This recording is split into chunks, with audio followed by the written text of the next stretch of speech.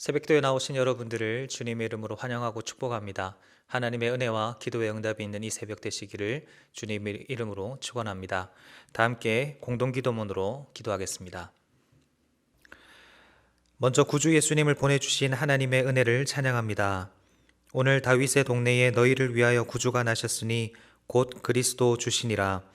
낮고 비천한 우리 곁에 임마누엘로 오신 주님, 십자가의 보혈로 대속하시고 존귀한 주의 자녀로 삼아주심을 감사합니다. 올 한해도 주 날개 아래 고이 품으사 생명의 피난처와 반석이 되어주셔서 감사합니다. 여기까지 도우시고 인도하신 에베네셀의 하나님을 찬송하며 감사로 한 해를 마무리하는 생물 성도들이 되게 하소서. 예배와 교회를 위해 기도합니다. 너희가 온 마음으로 나를 구하면 나를 찾을 것이요 나를 만나리라. 샘물의 예배 속에 하나님의 영광과 임재와 기쁨이 가득하게 하소서. 마음과 뜻과 힘을 다하여 주의 얼굴을 구하며 진리와 성령 안에서 예배하게 하소서. 말씀 앞에 믿음으로 반응하고 새 삶을 결단하며 헌신하는 참된 예배자가 되게 하소서. 성령으로 충만하여 뜨겁게 기도하는 교회 되게 하시고 삶으로 하나님의 영광을 나타내는 복된 교회 되게 하소서. 목장과 목자님들을 위해 기도합니다. 주께서 늘 샘물의 목장 가운데 좌정해 주시고 은혜와 사랑과 성령으로 충만케 하소서. 풍성한 기도의 응답을 누리며 낙심치 않고 VIP를 위해 기도하는 목장들이 되게 하소서. 목자님들의 헌신과 섬김을 기억해 주시고 그 영혼이 잘됨 같이 범사가 잘되며 근심이 없는 평안과 형통함을 주소서. 목양에 지치지 않도록 날마다 새 힘을 공급해 주시고 영혼을 구원하고 제자 삼는 사람을 남기는 목장들이 되게 하소서.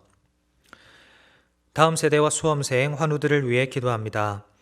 다음 세대와 청년들이 하나님만을 신뢰하고 사랑하게 하소서. 세상의 유혹 속에서도 흔들리지 않도록 말씀으로 굳세게 하시고 은혜로 보호하시며 날마다 예수의 이름으로 승리하게 하소서.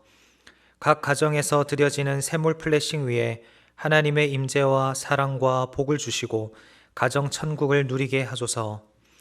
수험생들에게 영육의 강건함과 믿음과 평안을 주시고 주님 손 꼭 붙들고 이겨나가게 하소서. 여호와 라파의 하나님, 주의 긍휼을 구하는 환우들을 이 시간 어루만져 주시고 예수 그 능력의 이름으로 고쳐 주소서. 하나님의 사랑과 평안을 더해 주시고 급속한 치유와 회복을 주소서. 나라와 선교사님들을 위해 기도합니다. 위정자들이 하나님을 두려워함으로 바른 정책을 펼치게 하소서. 이 나라를 보호해 주시고 공평과 정의가 흘러넘치는 나라, 하나님의 영광을 비추는 거룩한 나라가 되게 하소서. 코로나19의 급격한 재확산을 막아주시고 백신이 원활하게 잘 공급되게 하소서. 선교사님들에게 성령의 지혜와 능력을 주사 담대히 복음을 증거하게 하시고 선교사님들과 가족들을 눈동자같이 지켜주소서. 주께 회개하며 돌아오는 생명의 성령의 역사를 보게 하시고 열방 가운데 주의 이름이 높임을 받으소서. 오늘도 샘물의 성도들을 주의 은혜와 샬롬으로 지켜주소서. 마라나타 주 예수님의 이름으로 기도합니다. 아멘. 오늘 우리에게 주시는 하나님의 말씀은 요한 1서 4장 7절에서 12절까지의 말씀입니다. 함께 교독해서 읽도록 하겠습니다. 사랑하는 자들아, 우리가 서로 사랑하자. 사랑은 하나님께 속한 것이니 사랑하는 자마다 하나님으로부터 나서 하나님을 알고 사랑하지 아니하는 자는 하나님을 알지 못하나니 이는 하나님은 사랑이심이라. 하나님의 사랑이 우리에게 이렇게 나타낸 바 되었으니 하나님이 자기의 독생자를 세상에 보내심은 그로 말미암아 우리를 살리려 하심이라. 사랑은 여기 있으니 우리가 하나님을 사랑한 것이 아니요 하나님이 우리를 사랑하사 우리 죄를 속하기 위하여 화목제물로 그 아들을 보내셨음이라. 사랑하는 자들아, 하나님이 이같이 우리를 사랑하셨은즉 우리도 서로 사랑하는 것이 마땅하도다. 어느 때나 하나님을 본 사람이 없으되 만일 우리가 서로 사랑하면 하나님이 우리 안에 거하시고 그의 사랑이 우리 안에 온전히 이루어지느니라. 아멘. 오늘 우리에게 주시는 하나님의 말씀은 사랑입니다. 오늘 본문은 우리에게 참 익숙한 본문인데요. 우리가 사도 요한을 사랑의 사도라고 부르는 이유가 이 요한 1서에서 사랑에 대한 권면을 많이 하고 있기 때문에 그런 이유가 있습니다. 그 중에 가장 대표적인 권면이 바로 오늘 본문인데요. 오늘 본문 7절에서 사도 요한은 시작부터 결론을 말하고 있습니다. 7절에 사랑하는 자들아 우리가 서로 사랑하자. 얼마나 이 말씀이 중요한지 11절에는 조금 더 강조의 표현을 합니다. 11절에 사랑하는 자들아 우리도 서로 사랑하는 것이 마땅하도다. 사랑해야 한다라고 말하는 것도 모자라서 사랑하는 것이 마땅하다, 사랑하는 것이 당연하다라고까지 말하고 있습니다. 사랑하는 성도님 여러분, 사랑하며 사는 여러분 모두가 되시기를 주님의 이름으로 축원을 드립니다. 이것이 성도로서 살아가는 우리의 마땅한 모습이라고 사도 요한은 말씀합니다. 앞선 요한일서 2장에서는 하나님의 계명을 지키는 차원에서 사랑을 강조했었고 3장에서는 사랑의 빚진 자의 자세로서 그 사랑을 강조했었습니다. 그리고 오늘 보면 4장에서 다시 한 번 더 사랑을 강조하는데요. 우리가 왜 사랑해야 하는지 그 사랑의 근거 3가지를 언급하면서 우리가 사랑하며 사는 것이 마땅하다라고 사도 요한은 우리에게 권면하고 있습니다. 그렇다면 왜 우리가 서로 사랑해야 할까요? 오늘 본문의 말씀을 통해 우리가 사랑해야 할 이유를 발견하고 또 사랑하며 살아가는 우리 모두가 되면 참 좋겠습니다. 먼저 첫째로 우리가 서로 사랑해야 하는 이유는 하나님이 사랑이시기 때문입니다. 하나님이 어떤 분이시라고요? 하나님이 사랑이십니다. 8절 하반절을 보면 이는 하나님은 사랑이심이라. 사실 이 표현은 굉장히 파격적인 표현입니다. 당시 유대 지도자들이나 이단으로 분류되었던 영지주의자들에게도 하나님은 빛이시다 또는 하나님이 의로우시다, 하나님은 영이시다 이런 표현은 널리 통용되는 것이었지만 하나님은 사랑이시다 이 말은 요한에게만 발견되는 굉장히 독특한 표현입니다. 사도 요한은 단순하게 하나님에게는 사랑이 참 많으시다 또는 하나님의 사랑이 무척 크다 이런 표현을 쓰기보다는 하나님이 사랑이시다 이런 표현을 씀으로써 하나님 자신이 곧 사랑이시라는 것을 강조하고 있습니다. 하나님의 성품이 사랑이다라는 것을 넘어서서 하나님의 이름이 사랑이다라고 말할 수 있을 정도로 사도 요한은 그만큼 하나님과 사랑을 또 깊이 연결하고 있습니다. 이것은 사랑의 근원, 사랑의 출처, 또 사랑의 출발점이 하나님이시라는 말인데요. 이러한 차원에서 같은 의미의 다른 표현이 7절에 나옵니다. 사랑은 하나님께 속한 것이니. 그렇습니다. 사랑은 하나님께 속한 것일 뿐만 아니라 하나님이 곧 사랑이십니다. 그렇기 때문에 하나님이 사랑이시기 때문에 하나님을 믿고 하나님을 닮아가려는 우리가 더 나아가서 하나님의 자녀된 우리가 어떻게 살아야 할까요? 사랑하며 살아가야 하는 것입니다. 하나님처럼 사랑하는 사람이 되어야 합니다. 그래서 사도 요한은 7절과 8절에서 이렇게 말씀합니다. 사랑하는 자마다 하나님으로부터 나서 하나님을 알고 사랑하지 아니하는 자는 하나님을 알지 못한다라고 말합니다.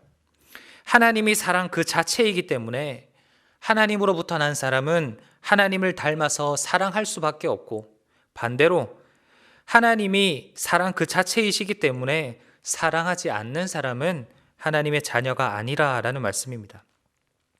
그렇기 때문에 우리는 서로 사랑해야 합니다. 이것은 선택이 아닙니다.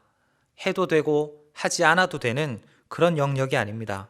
하나님의 자녀된 우리는 아버지 하나님을 닮아서 서로 사랑해야 합니다. 둘째로 우리가 서로 사랑해야 하는 이유는 그 사랑을 우리에게 주셨기 때문입니다. 하나님은 사랑이신 자기 자신을 그냥 감추어 두시지 않으시고 모든 사람이 알 수 있도록 그 사랑을 우리에게 보내주셨습니다.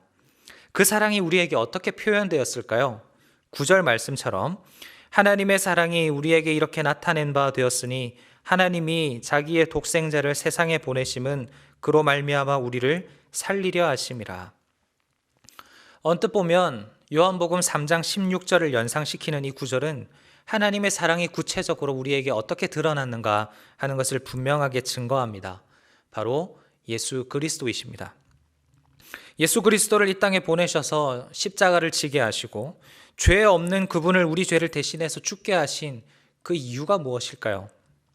9절 하반절 말씀처럼 그로 말미암아 우리를 살리려 하심이라. 우리를 구원하기 위해서, 우리를 살리기 위해서 그렇게 하셨다라는 말씀입니다. 그래서 10절은 이렇게 말합니다. 사랑은 여기 있으니. 영어 성경에 보면 This is love라고 합니다. 이것이 사랑이다. 예수 그리스도를 보내주신 이 사실이야말로, 더 나아가서 예수 그리스도 그 존재 자체야말로 참된 사랑의 증거라는 것입니다. 그래서 10절에서 계속 증거하죠. 우리가 하나님을 사랑한 것이 아니요 하나님이 우리를 사랑하사 우리 죄를 속하기 위하여 화목제물로 그 아들을 보내셨습니다. 죄인인 우리는 하나님을 사랑할 수도 없을 뿐더러 사랑할 의지도 없는 그런 존재입니다. 그러나 로마서 5장 8절에서도 증거하고 있는 것처럼 우리가 아직 죄인 되었을 때에 그리스도께서 우리를 위하여 죽으심으로 하나님께서 우리에 대한 자기의 사랑을 확증하셨습니다. 우리가 아직 죄 아래 비참한 자리에 있을 때, 구원받을 만한 자격이 도저히 없는 그런 상태에 있을 때 하나님은 우리를 사랑하셨습니다. 무조건적이면서도 일방적인 사랑을 베풀어 주심으로 예수 그리스도의 십자가를 통해 우리가 살 길을 열어주셨습니다. 이것이 기독교 복음의 핵심이죠. 그러니 이 사랑을 받고 누리는 자로서 우리는 어떻게 해야 할까요? 사랑하며 살아가야 하는 것입니다. 우리가 지난주에 담임 목사님을 통해서 현실적인 하나님에 대한 말씀을 묵상했는데요. 현실적인 구원의 길을 열어주신 하나님, 그러나 우리를 향해서 큰 이상을 품고 계신 하나님, 그리고 그 간극을 메우기 위해 친히 벽돌이 되어주신 그 하나님의 은혜에 대해서 묵상했었습니다. 저는 여기서도 이 말씀이 동일하게 적용된다라고 생각합니다. 하나님은 우리를 향해서 서로 사랑하며 살아가기를 원하십니다. 그러나 그 꿈은 죄인인 우리에게는 너무나 큰 이상처럼 보이지만 하나님께서는 우리의 현실과 하나님의 이상을, 이 간극을 친히 메워주시기 위해서 누구를 보내주셨습니까? 예수 그리스도를 보내주셨습니다. 그래서 우리는 그 예수 그리스도, 하나님 사랑의 결정체인 그 예수 그리스도로 말미암아 현실적으로 우리 주변에 있는 사람들을 사랑하며 살아갈 수 있게 되었습니다. 하나님은 우리에게 없는 것을 달라고 요구하시지 않으십니다. 하나님은 우리에게 없는 것을 나누어 주라고 요구하시지 않으십니다. 이미 우리에게 사랑을 주셨기 때문에 그 사랑을 나누면서 살아가라, 이렇게 말씀하시는 거죠. 이처럼 하나님께서 우리에게 베풀어 주신 그 사랑이 우리가 사랑해야 할 근거가 되는 것입니다. 마지막으로 우리가 사랑해야 하는 이유는 하나님을 만날 수 있기 때문입니다. 우리가 서로 사랑해야 할 근거로 하나님이 사랑이시기 때문에, 그리고 그 사랑을 우리에게 주셨기 때문이라고 말씀을 나눴는데요. 우리가 서로 사랑해야 할 그 마지막 근거는 조금 더 실제적입니다. 우리가 서로 사랑할 때 하나님을 인격적으로 만날 수 있기 때문입니다. 우리는 평소에 늘 이런 소망을 품습니다. 나도 하나님 만나고 싶다. 나도 하나님을 인격적으로 경험해 보고 싶다. 이러한 마음은 신앙생활 하시는 분이라면 모두가 꿈꾸고 바라는 것입니다. 그런데 오늘 본문에 사도 요한은 그 비결을 알려주는데 바로 사랑하는 삶이라는 것입니다. 12절을 보십시오. 어느 때나 하나님을 본 사람이 없으되 만일 우리가 서로 사랑하면 하나님이 우리 안에 거하시고 그의 사랑이 우리 안에 온전히 이루어지느니라. 이 말씀의 뉘앙스를 잘 보시기 바랍니다. 앞에서는 아무도 하나님을 본 사람이 없다라고 말하면서 뒤에서는 우리가 서로 사랑할 때 하나님이 우리 안에 거하시고 하나님의 사랑이 우리 안에서 온전히 이루어진다라고 말하고 있습니다. 그렇다면 이 말씀이 무슨 의미일까요? 어느 누구도 실제로 하나님을 직접적으로 목격한 사람은 없지만 사랑을 실천하며 살아가는 성도들의 삶을 통해서 그 가운데 거하시는 하나님을 직간접적으로 경험하며 살아갈 수 있다라는 것입니다. 사랑을 실천하는 나는 그 사랑을 행함을 통해서 하나님을 경험하게 되고, 우리 주변에 있는 사람들은 그런 나의 모습을 통해서 하나님이 어떠한 분이신가를 간접적으로 경험한다라는 것입니다. 하나님 만나기를 소망하십니까? 그렇다면 사랑하며 살아가시기를 바랍니다. 서로 사랑하는 우리 안에 하나님은 거하십니다. 요즘 참 전도가 잘 안 되는 시대다. 복음이 전하기가 참 어렵다. 이렇게 이야기들 하지만 가장 좋은 전도의 방법은 바로 사랑하며 살아가는 우리의 삶입니다. 우리가 사랑할 때 그들이 하나님을 보게 되고 하나님을 경험하게 될 것이기 때문입니다. 사랑하는 성도님 여러분, 오늘 이 새벽에 우리는 사랑에 대한 말씀을 함께 나누었습니다. 연말이 다가오고 또 특별히 코로나로 인해서 서로에 대한 벽이 높아져만 가는 이 시국에 우리에게 주시는 이 사랑의 메시지를 잘 기억하시기를 바랍니다. 하나님이 사랑이시기 때문에 우리는 하나님의 자녀로서 사랑하며 살아가야 합니다. 그리고 그 사랑이신 하나님께서 친히 먼저 우리에게 사랑을 주셨기 때문에 예수 그리스도라는 그 사랑의 결정체를 주셨기 때문에 그 사랑을 받은 자녀로서 그 받은 사랑을 나누며 살아가야 합니다. 그리고 그 사랑을 통해서 하나님을 만나고 경험할 수 있기 때문에 우리는 사랑하며 살아가야 합니다. 그런데 여기서 마지막으로 한 가지 더 중요한 사실이 있습니다. 사도 요한은 우리에게 사랑하라라고 권하면서 사랑하라라고 말하지 않고 사랑하자라고 권합니다. 왜 그럴까요? 사랑에는 예외가 없기 때문입니다. 사랑을 실천하는 일에 대해서는 예외가 없습니다. 아무리 이 말씀을 전하는 사도 요한이라고 할지라도 예외 없이 사랑해야 했기 때문입니다. 하나님의 사랑이 예외 없이 우리 모두에게 주어진 것처럼 사랑을 실천하는 우리도 예외 없이 모두를 사랑하며 살아가야 합니다. 요한복음 13장 34절, 내가 너희를 사랑한 것 같이 너희도 서로 사랑하라. 예수님의 사랑, 예외 없이 조건 없이 우리를 사랑해 주신 그 사랑과도 같이 우리도 서로 사랑하며 살아가는 저와 여러분의 삶이 되시기를 주님의 이름으로 축원합니다. 함께 말씀을 생각하시면서 함께 기도하실 때 하나님 우리에게 사랑을 허락하여 주시옵소서. 그리고 그 사랑을 나누며 살아갈 수 있도록 우리의 삶을 주관하여 주시옵소서. 함께 기도하시겠습니다.